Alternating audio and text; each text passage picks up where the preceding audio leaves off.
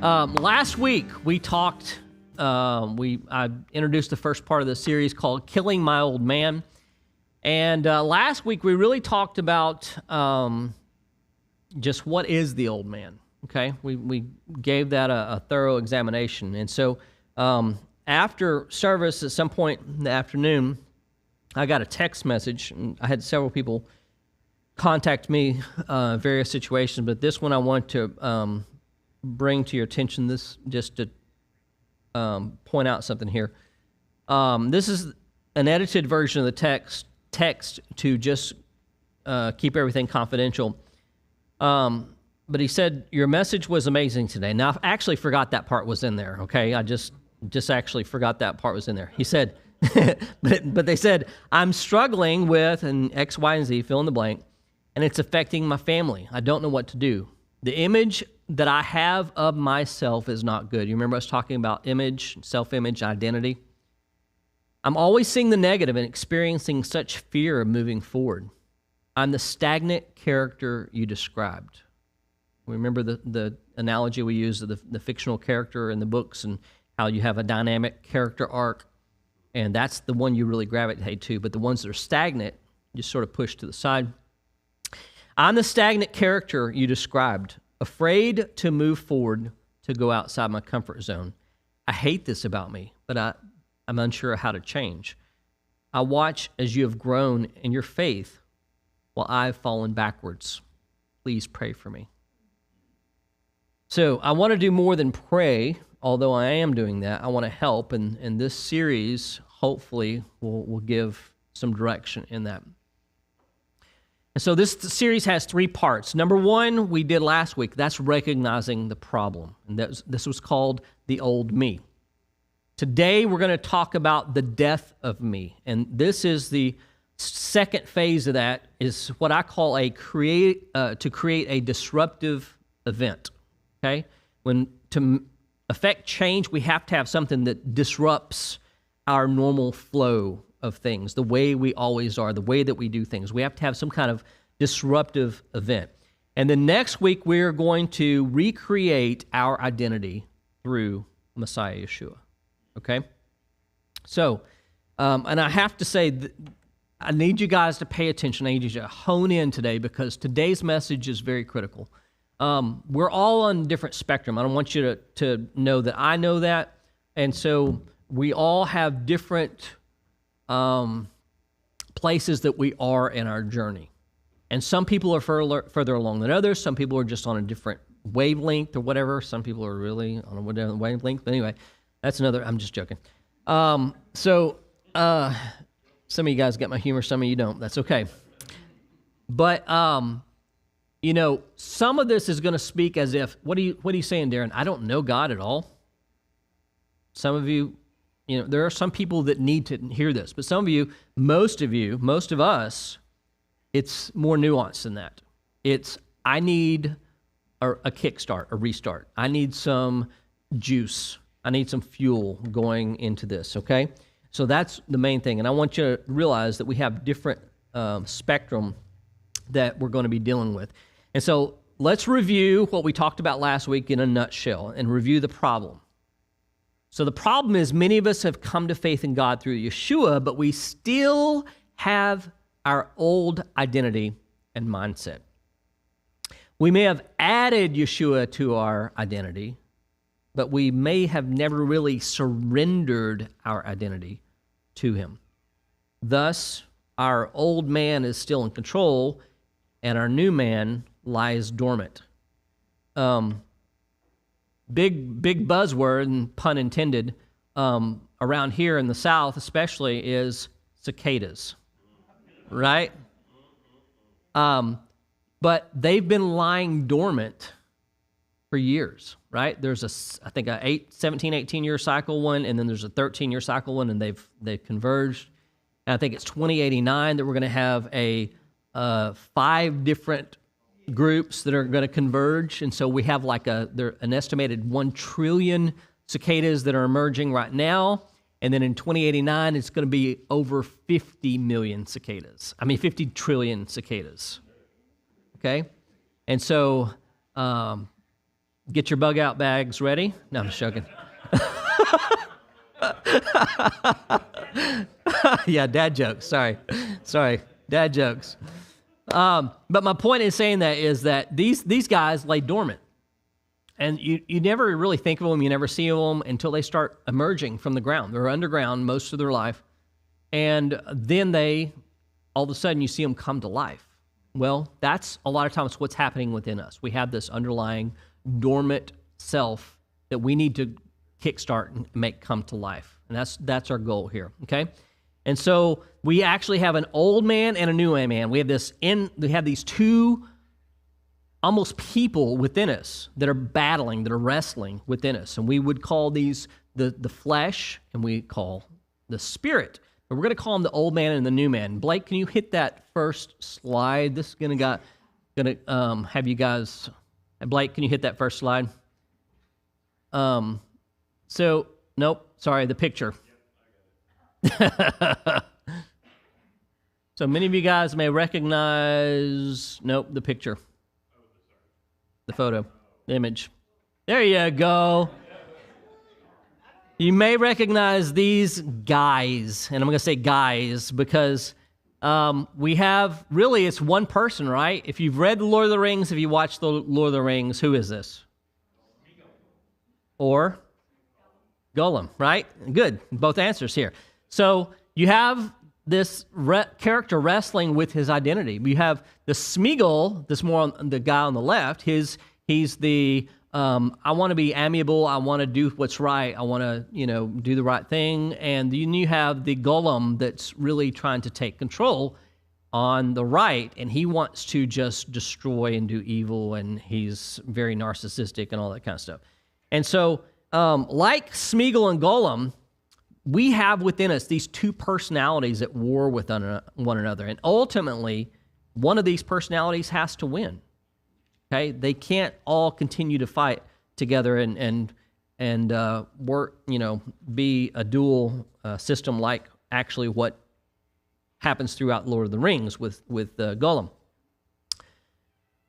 But what does it mean to be a disciple? Because this is how everything factors in. What does it mean to be a disciple? If we have been an old man and we are supposed to be a new man, but yet we're a disciple of Yeshua, how do we transition? How do we make that transition from one person or one identity to the other?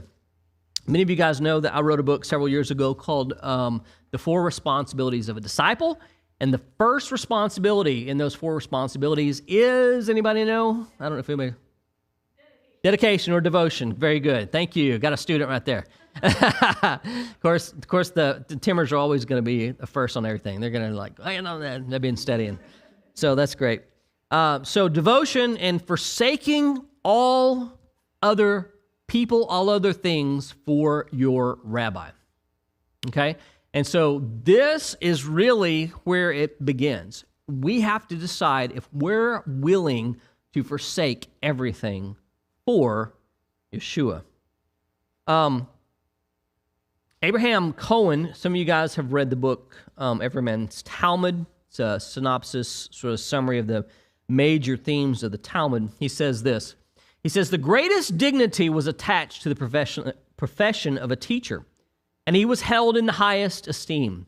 In certain matters of Jewish law, it gives him precedence even over a parent, because the parent only brings the child into the life of this world, whereas his teacher brings him into the life of the world to come. Okay? When we're talking about spirituality versus just our flesh. So many people who go to church, maybe even attend a Messianic synagogue, or even call themselves Christian, or whatever term they want to call themselves by name, they maybe even have said a sinner's prayer. They never actually become a disciple of Yeshua. You think, what? Isn't that what it means? No, it's not what it means. But why do they not become disciple if they've done all these other things? Because they haven't really counted the high cost associated with that decision. How much does it cost? Our entire life. So in Luke 5, we have an example where Yeshua is teaching. and he's near the Sea of Galilee. Of course, he's near the Galilee quite a bit, and this is his stomping ground. And he's teaching the crowds. He decides he's going to go out and get on the boat and get away from the crowd a little bit and use the natural acoustics of the lake there to teach from. And so the guys had just finished their fishing. They're putting everything up. They're cleaning their nets and everything. And Yeshua gets out in the boat. He teaches for a good while. And then he tells Peter, he said, hey, cast your net. He's like, what do you mean? We've been fishing all day and we didn't catch a thing. Like, but you're Yeshua. I get it. Okay, I'll do it just to say I did. Okay, so he throws the net, and what happens? Huge catch. Okay, they're struggling to get it in. This is the way Yeshua works. He tells you, you obey, and you reap the benefits from it. But right after that, this is what happens. It says, and when they had brought their boats to land, this is talking about the disciples here, they left everything and followed him. This is in Luke chapter 5, if you want to refresh your memory on that. So my question to us is, have we left everything?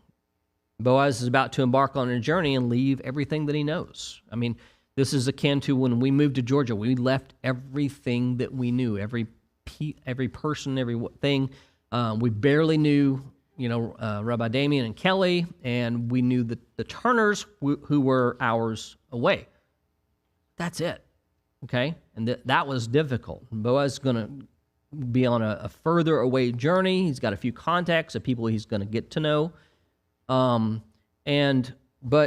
in our journey, in our faith journey, we have to be willing to forsake everything. And my question to you is, has following Yeshua cost you anything? Has it?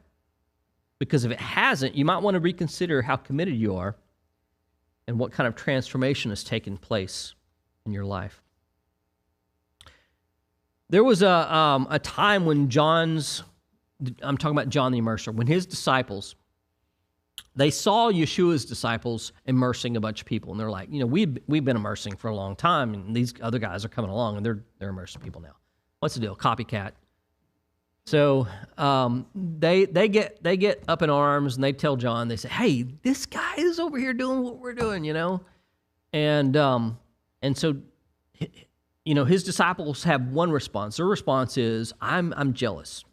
We can't do that. But John's response is something totally different, and this is the pattern for what we need to have in our life.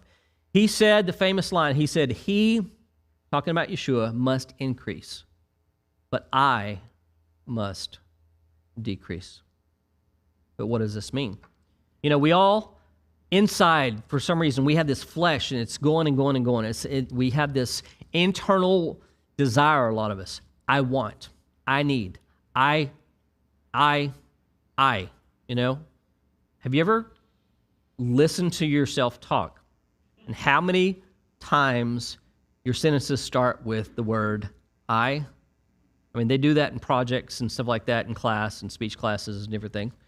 But it's remarkable how many times we begin a sentence with I, and it's all about us. I mean, I know people, I've had people in my life, especially some people growing up, that when they started talking, it was all about, I did this, I am this, I did this, I did that, and all that kind of stuff. And you could never get a word in edgewise. And it was all about them.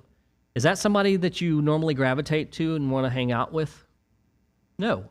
It's the people that are asking about you, how you are, what you've been doing, how was your day, how was your life, and everything. Those are the people you gravitate towards.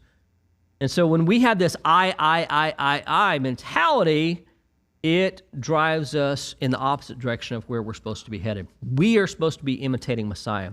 He didn't come to teach us hedonism of just eat, drink, and be merry, enjoy every pleasure of life that you can, although we are supposed to enjoy the pleasures of this life.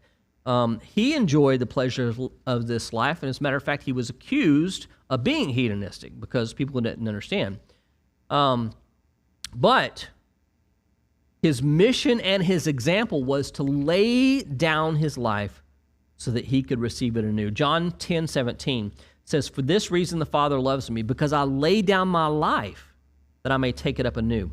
And so if Yeshua had to do this, how much more so do we need to be able to do that, right? So, as I mentioned last week, people may have simply added Yeshua onto their lives, like they put on a new sweater, put on a new pair of shoes, or whatever. They've never really counted the cost of what it means to be a disciple. You know, we arrange our lives according to what's important. We prioritize. And you can look at a person's calendar, generally, if they keep one, and see what's important to them. And unfortunately, most of that usually involves or revolves around activities such as sports, entertainment, food, whatever, okay? And very few of those activities on a given calendar involve spirituality. But we, as disciples of Yeshua, if we call ourselves by his name, we need to change that. Our lives should revolve around the things of God. And if we're truly a disciple of Yeshua, then we've made teshuvah. What is teshuvah? Is repentance of our sins and renouncing our previous way of life. So we've submitted ourselves to Yeshua's kingship. We haven't simply said, I believe in God, I want to be a believer, I want to follow this guy or whatever. But we have changed something. We have made a drastic commitment and devotion, and our lives are radically different. And this is a point I want to emphasize here. Becoming a disciple of Yeshua involves something in the Hebrew that's called bitul hayesh. Everybody say bitul hayesh. Means nullification of the self. That's really what it means. Nullification of the self. We have to figure out how to die to ourselves. There's a mystical concept in Judaism, and don't you turn this off or whatever if you're watching online, just because I said mystical. But it's a concept within Judaism of the Merkavah, the chariot of God. Now, I'm not going to go into all that stuff, but really, the goal of the chassid, the goal of the person who is seeking God wholeheartedly, our goal is to be God's Merkavah, to be God's chariot. What in the world is that? Like, get on my back? I don't know. Okay, no. What is a chariot? I mean, think of it similar to our car, our automobiles today. A car doesn't, well, I can't say that anymore, can I? I started to say a car doesn't drive itself, but things have changed a lot lately, right? But a chariot doesn't drive itself for sure. And most cars don't, and technically they don't. They've got to have some assistance, right? And so the chariot, the car, the automobile, whatever, what's the purpose? The purpose is to serve the driver.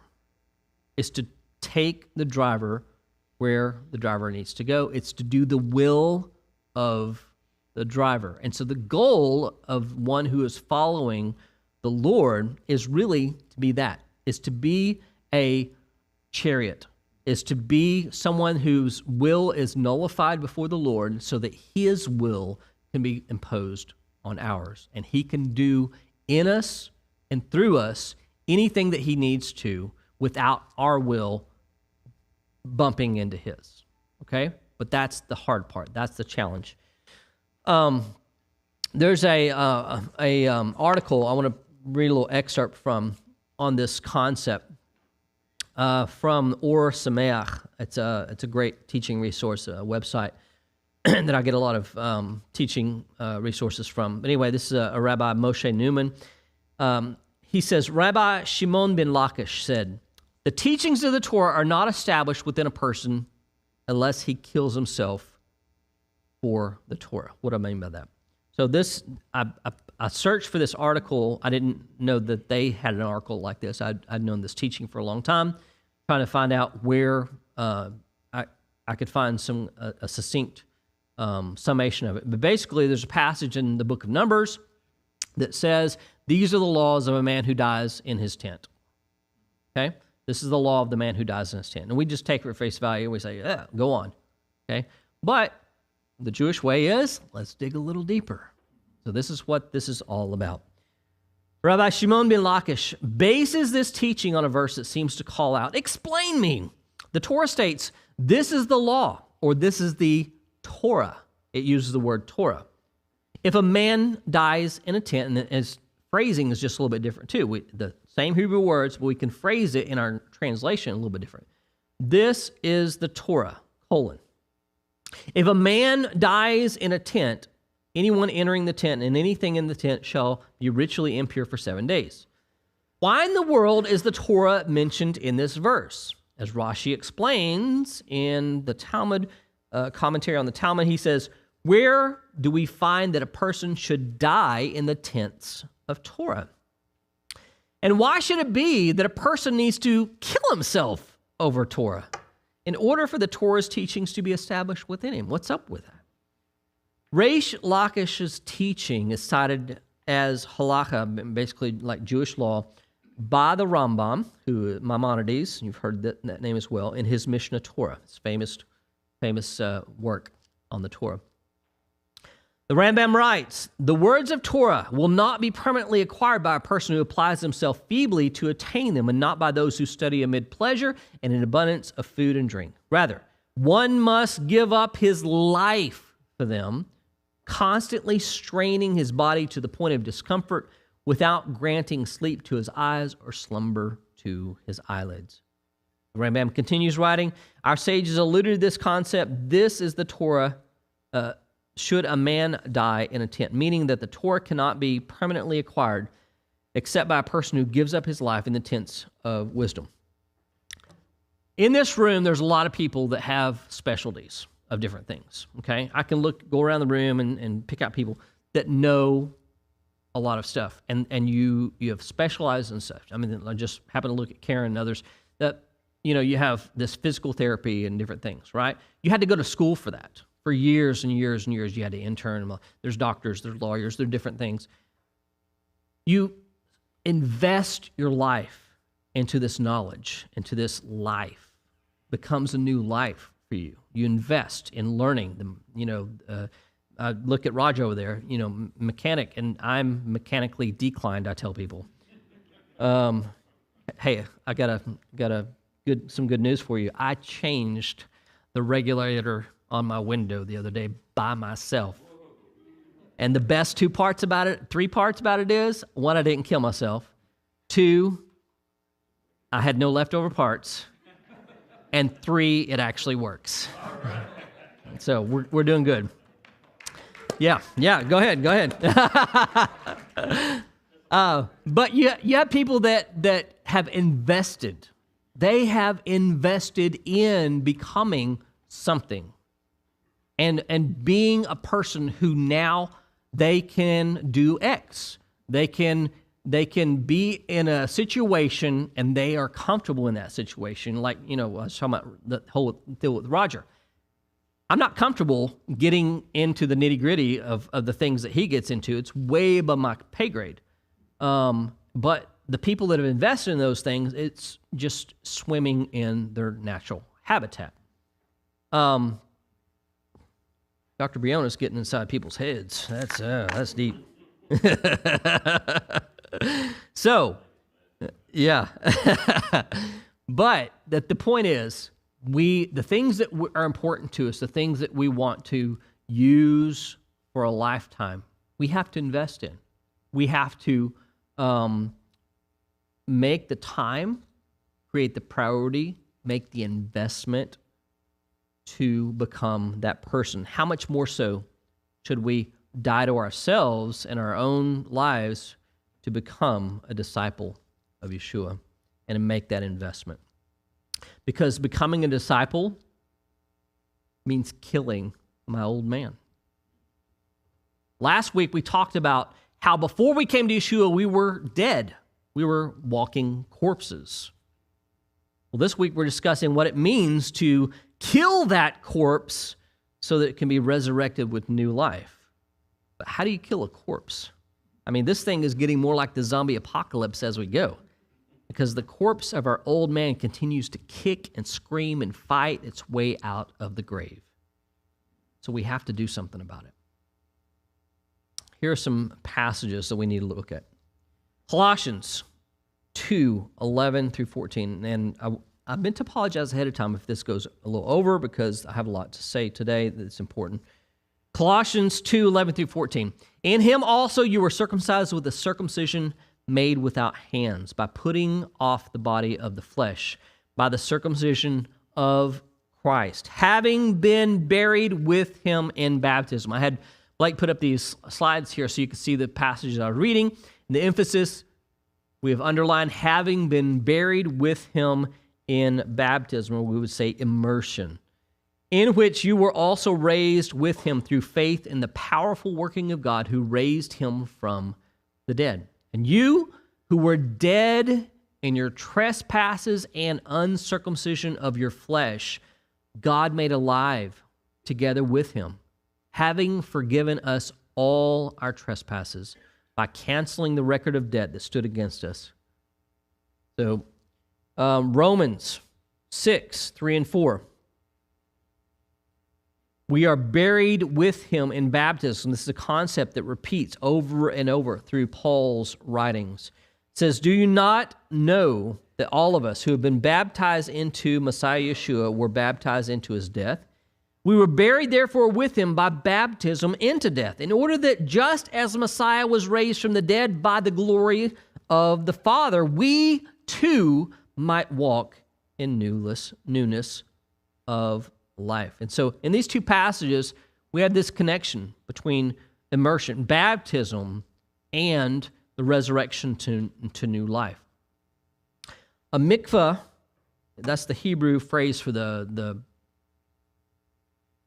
implement that's used for baptism, whether that's a spring, a river, an actual physical built mikvah, whatever. This is a huge thing within Judaism, and it should be a huge thing for us as well, because we are followers of our master, Yeshua, who is the Jewish Messiah. I think, unfortunately, I mean, this is no criticism to us, but I think, unfortunately, we've not placed a good enough emphasis on people taking a mikvah when they come to faith in Yeshua.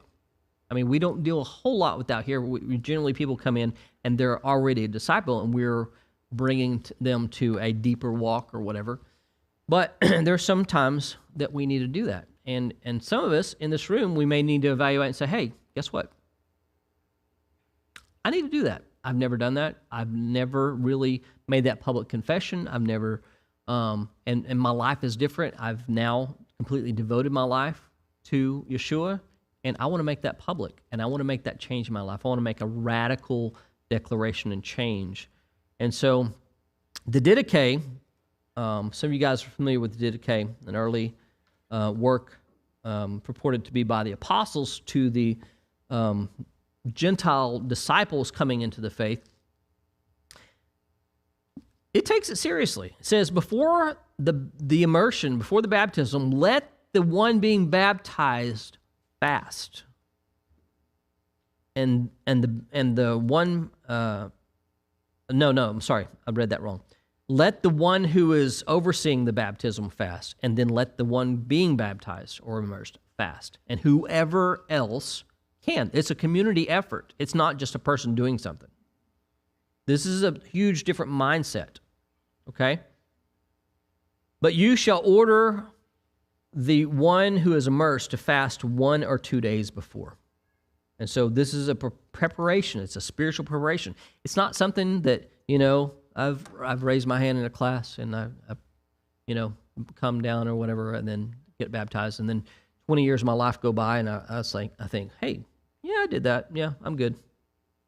And my life isn't any different. When we are immersed into Messiah, things radically change. I love this song. This is a song that I think of quite a bit when this topic comes up, but it's a heavier Christian rock group called We As Human, and the song is called "Lay Me Down." And I love this chorus and part of this verse, but the song is all about their baptism and how they're transformed in this. And this is what it says. The chorus says, "Lay me down in the waves." And that graphic I have up here is sort of a representation of that. "Let the water wash away. And if I leave with the tide, in the morning I will rise. So lay me down. Don't lift me out. Let me drown. Take a breath. Hold it in and sink beneath.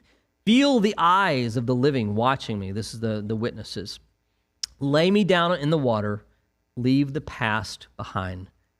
There's a time to be born and a time to die. And somewhere they collide." Love that line. Immersion is a starting point. We have a fresh start. Our old man is washed away so that the new man can emerge. So if you've never been immersed in a mikveh, never been baptized as a public confession that you've died to yourself and resurrected as a disciple of Yeshua, I want you to seriously consider it if you're willing to make that commitment.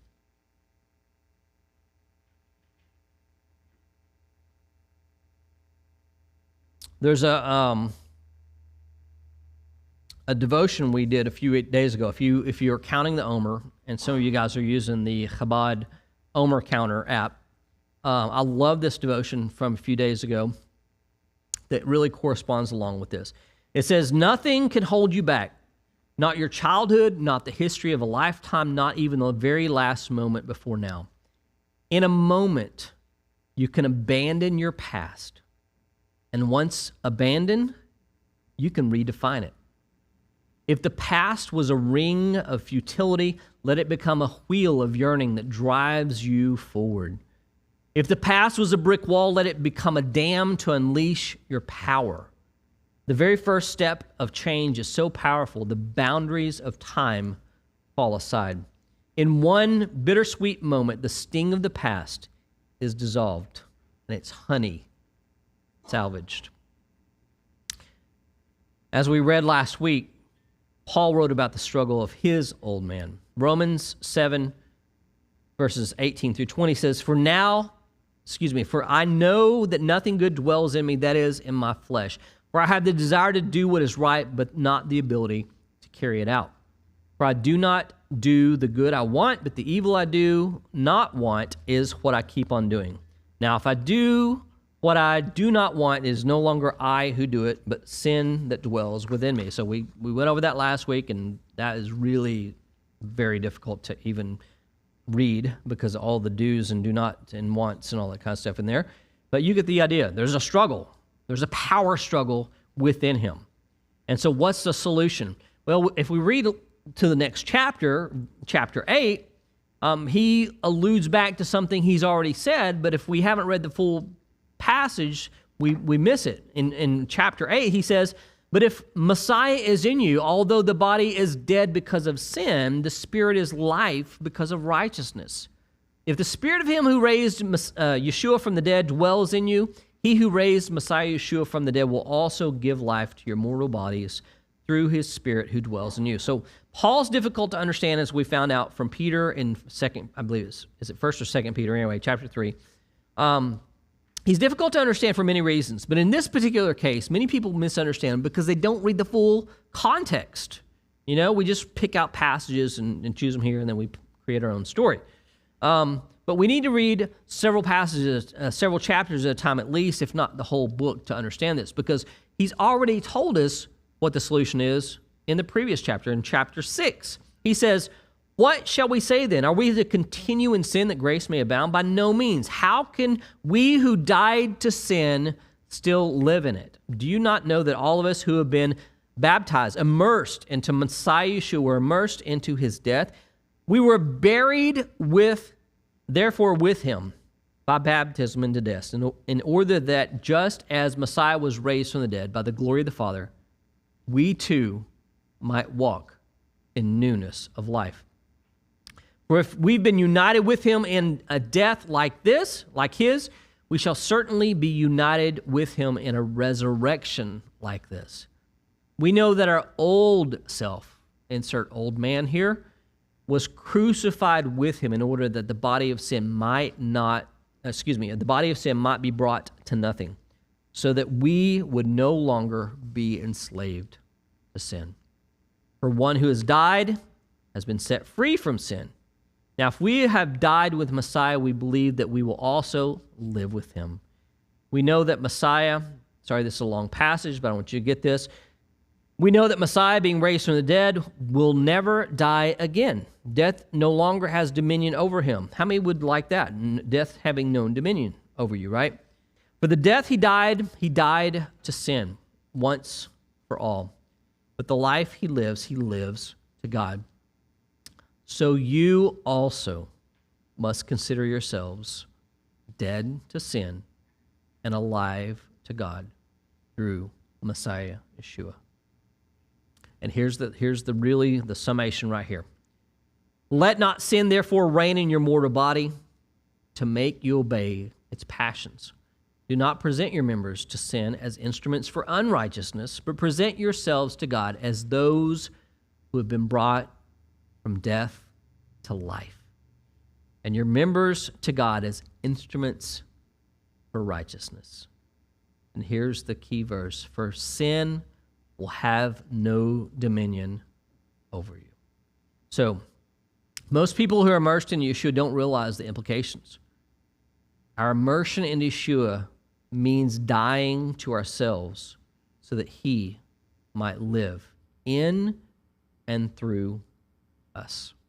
So how do we put off the old man, put away the old man, subdue the flesh, become the character with the amazing character arc of transformation?